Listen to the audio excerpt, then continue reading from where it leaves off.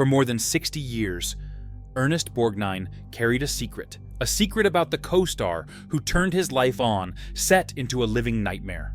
Behind the smiles, the red carpets, and the award speeches, there was another story, one of explosive outbursts, sabotage so calculated it could destroy entire scenes, and one terrifying moment that left someone burned so badly they never forgot it.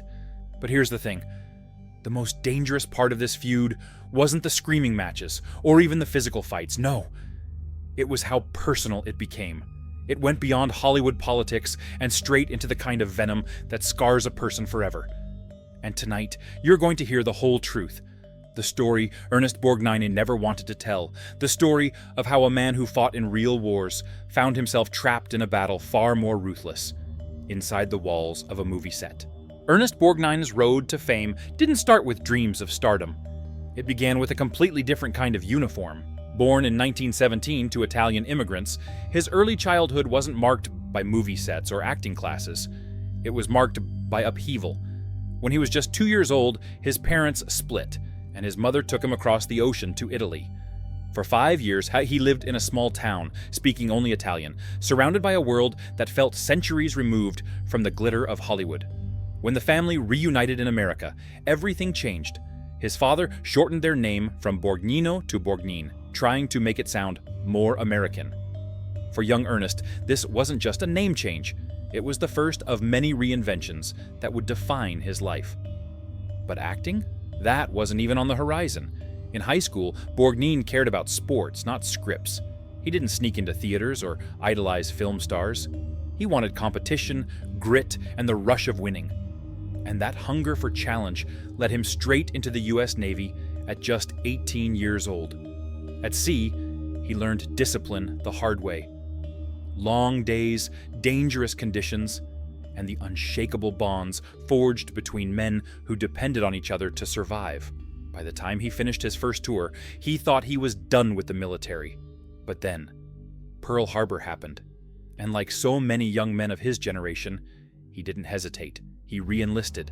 This time, he wasn't just serving. He was fighting a war. 6 more years, climbing to the rank of gunner's mate first class, earning military honors, and living through moments that could break a weaker man. And when it was over, he stood at a crossroads.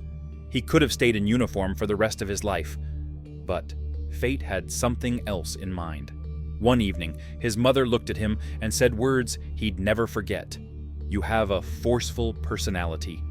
You should try acting." Those words sounded almost ridiculous at the time. Acting was for dreamers, for people with connections, for someone else. But somehow, they stuck, and they would lead Ernest Borgnine into a world far more unpredictable and dangerous than any battlefield. If Ernest Borgnine thought joining Hollywood would mean instant glamour, he learned the truth fast. There was nothing glamorous about the start. He enrolled in the Randall School of Drama in Hartford. But a diploma wasn't a ticket to fame. Instead, it was a one-way pass to the grind. His first big step came at the Barter Theater in Virginia, a place where actors weren't paid in cash, but in food. If the audience liked your performance, you might walk away with a basket of vegetables instead of a paycheck.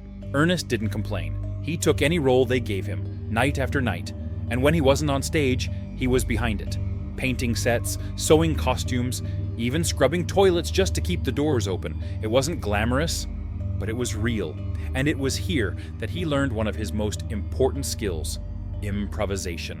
One night, a live chicken, yes, a real chicken, escaped during a scene. Ernest had to chase it across the stage, the bird flapping wildly, the audience howling with laughter.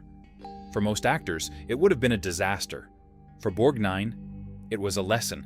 When chaos strikes, you don't freeze. You turn it into a moment the audience will never forget. That scrappy spirit carried him forward. He worked alongside rising stars like Gregory Peck and Patricia Neal, watching and studying every move. Then came the moment that made people finally take notice: his role in The Glass Menagerie by Tennessee Williams. Ernest thought he'd done terribly. The audience thought otherwise. The applause told him he might actually belong here. By 1949, he'd made it to Broadway, landing a part in Harvey with none other than James Stewart. Ernest studied Stewart like studies a master, keeping a little notebook to jot down every technique, every subtle delivery.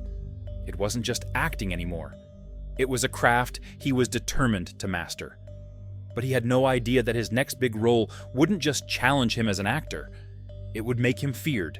In 1953, Ernest Borgnine got the role that would change everything and haunt him for years. From Here to Eternity was already stacked with stars.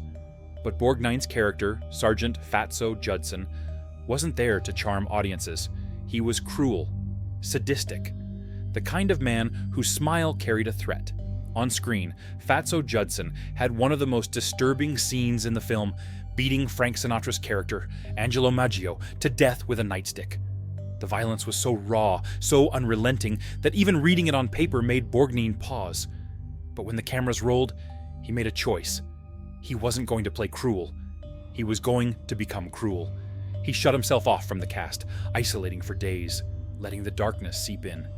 And when they filmed the beating scene, something shifted. Sinatra, a man not easily rattled, actually avoided Borgnine for weeks afterward. Crew members, who had been friendly before, kept their distance. They didn't see Ernest the man. They saw Fatso the brute. The public's reaction was even more intense. Letters poured in. Some praised his performance. Others were filled with venom, accusing him of enjoying the violence, calling him a monster. A few even sent death threats, unable, or unwilling, to separate the actor from the role. But the toll wasn't just public. Borgnine himself couldn't shake it. The sound of the blows, the sight of Sinatra crumpled on the floor. It followed him into his dreams. For months, he woke in the night, sweating, hearing phantom echoes of that nightstick hitting bone. The role made him famous, but it also proved that the man who once took vegetables as payment could now deliver a performance powerful enough to disturb an entire nation. And yet, his most surprising triumph was still ahead, and it would be the complete opposite of Fatso Judson. Just 2 years after terrifying audiences, Borgnine flipped the script completely. In Marty, he wasn't a brute. He was a lonely butcher looking for love. No swagger, no violence, just quiet vulnerability. The film was made for only $343,000, a gamble nobody expected to pay off. Yet it swept audiences off their feet and shocked Hollywood when Borgnine won Best Actor in 1955, beating legends like James Dean and Spencer Tracy. The truth? He almost never got the part. The role was meant for someone else, but after charming producers at a party, Borgnine was given a screen test and nailed it. The director later said, "He didn't act Marty, he was Marty." It was the moment that proved he could be more than Hollywood's villain. He could be its heart.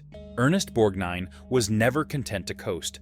Even in his 50s, when most actors let younger stuntmen take the risks, he was still throwing himself headfirst into danger. In The Dirty Dozen, he leapt from moving trains. In The Wild Bunch, he charged into gun battles so brutal that audiences left theaters shaken. Every bruise, every scrape on screen, they were his. Then came a career twist no one expected, McHale's Navy. It was lighthearted, goofy, even absurd at times. But Borgnine wasn't just pretending to be a Navy officer. He had been one. His real World War II experience gave the show a level of authenticity that made it stand out.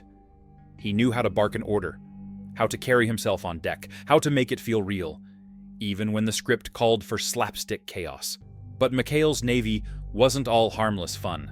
During the second season, a pyrotechnic effect went off too early. The blast scorched Borgnine's face and hands, halting production for 3 weeks. Most actors might have been rattled, but when he returned, he attacked the role with even more energy, refusing to let fear slow him down. And here's the wildest part. The show's outrageous problem-solving actually caught the attention of the real U.S. Navy. In 1965, a classified memo revealed that they had borrowed ideas from the sitcom for a covert training program known as Operation McHale. The details remain under wraps even today. But one thing is certain. Somewhere out there, actual Navy strategy was influenced by a comedy series led by Ernest Borgnine. For a man who once doubted television entirely, this was the moment he realized it could be just as impactful as film. Maybe even more. If Ernest Borgnine's career was unpredictable, his love life was even more turbulent. Over 95 years, he married 5 times, some unions ending in heartbreak, others in scandal, and one that would finally bring him peace. His first wife, Rhoda Kemp, was with him before fame. They built a life quietly, had a daughter in 1952, but Hollywood's demands pulled them apart. By 1958, the marriage was over. Just a year later, he wed Mexican actress Katy Giretto, a woman as fiery off-screen as she was on it. Their passion burned hot, but so did their fights. Headlines covered their public blow-ups, and by 1963, they'd had enough. Then came the shortest and perhaps most infamous chapter. Broadway legend Ethel Merman. They married in June 1964, and within days, the honeymoon had turned into a nightmare. Fans swarmed Borgnine wherever they went, leaving Merman feeling ignored and resentful. In Tokyo, tempers exploded. Witnesses claimed she hurled a diamond and pearl ring into a koi pond during a fight. Just 32 days after I Do, she filed for divorce. Years later, Merman released her autobiography. One chapter was titled My Marriage to Ernest Borgnine, but when readers turned the page, it was blank. Not a single word. Borgnine later admitted, "That blank page said more to me than anything she could have written. It was a slap in the face I'll never forget."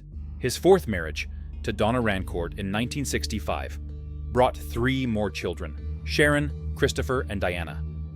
But by 1972, that too had dissolved. And then, everything changed. That same year, Borgnine met Norwegian businesswoman Tove Tresnius at a Las Vegas party. She'd heard the rumors about his rocky love life and was wary. But Borgnine's warmth won her over. They married in 1973, and for the next 4 decades, Tove became not just his wife, but his anchor. He supported her successful beauty business, even joking that he was the oldest living Avon lady in the world, after appearing in her ads. In his final years, Borgnine often said, Tove was the reason he kept going. In his last interview, weeks before his death in 2012, he said, "I'm 95 years old, and I'm still going strong. I think it's because of the love I have for Tove." She was by his side, holding his hand, when he took his final breath. Proof that after decades of searching, he had finally found the love that lasted. When Ernest Borgnine signed on for the Poseidon adventure in 1972, he knew it would be physically demanding. What he didn't expect was the behind-the-scenes battle of wills with his on-screen wife, Shelley Winters. Winters was a powerhouse, talented, passionate, and fiercely protective of her characters. She didn't just read her lines. She dissected them, rewrote them, and demanded changes if she thought they didn't make sense. One day, she arrived on set with a 20-page backstory she had written for her character, insisting it be integrated into the script. The screenwriter refused, and Borgnine found himself stuck in the middle of a creative tug-of-war.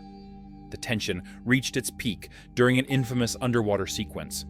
Winters, 51 at the time, insisted on doing her own stunts to prove she still had the skill of a former champion swimmer. What should have been a few hours of filming turned into a 14-hour marathon, as the director demanded take after take, 65 in total, in cold, grueling water. By the end of the day, Borgnine's patience was hanging by a thread. He respected Winters' dedication, but the endless retakes pushed the cast and crew to the brink. Yet, when the film premiered, that very scene became one of its most memorable moments, and Winters earned an Academy Award nomination for her performance. Years later, Borgnine admitted she was difficult, unpredictable, but she was also one of the most talented people I ever worked with. Their clashes on set had translated into raw, believable chemistry on screen, proof that sometimes the best performances are born from the hardest battles. In 1955, Ernest Borgnine found himself sharing the screen with one of Hollywood's greatest, Spencer Tracy, in Bad Day at Black Rock. For Borgnine, still proving himself in the industry, it was both an honor and a trial by fire. Tracy was a 2-time Oscar winner, famous for his unpredictable style. He'd change lines without warning, improvise entire moments, and deliver them with such confidence that his co-stars had no choice but to keep up. Borgnine, still new to this level of pressure, often felt thrown off balance. The tension came to a head during a diner fight scene, one of the film's most iconic moments. They rehearsed it over and over, and on the 7th take, Borgnine accidentally landed a real punch square to Tracy's jaw. The set went silent. Tracy paused, rubbed his chin, and carried on as if nothing had happened. But the unspoken tension was still there. The final sequence, Tracy flipping Borgnine onto a table with a one-armed judo throw, was filmed without stunt doubles. By the time the director called cut, both men were drenched in sweat and running on pure exhaustion. And then, something unexpected happened. Tracy, who had spent much of the shoot keeping Borgnine off guard, seemed to soften. He told colleagues he respected Borgnine's grit. Not long after, Tracy personally recommended him for Marty, the very role that would win Borgnine his Oscar. Sometimes, respect in Hollywood isn't given. It's earned in the middle of a fight. Ernest Borgnine's career wasn't just about the roles he played. It was about surviving a business that could be as brutal behind the scenes as it was in front of the camera. He faced down volatile co-stars, worked through injuries, endured public backlash, and navigated a love life that played out under a relentless spotlight. From war hero to Oscar winner, from sitcom star to beloved cartoon voice, Borgnine proved that adaptability was his greatest weapon. He could be the villain you hated, the underdog you loved, and the comic relief you never saw coming, sometimes all in the same decade. Even in the middle of Hollywood's chaos, he never lost his sense of humor or his willingness to throw himself fully into whatever came next. And maybe that's why his legacy has lasted, because Ernest Borgnine didn't just act through the storms of his career. He weathered them, learned from them, and came out the other side still standing. In a town where so many burn out fast, he endured for more than 60 years. And in the end, maybe that was his greatest role of all, the survivor.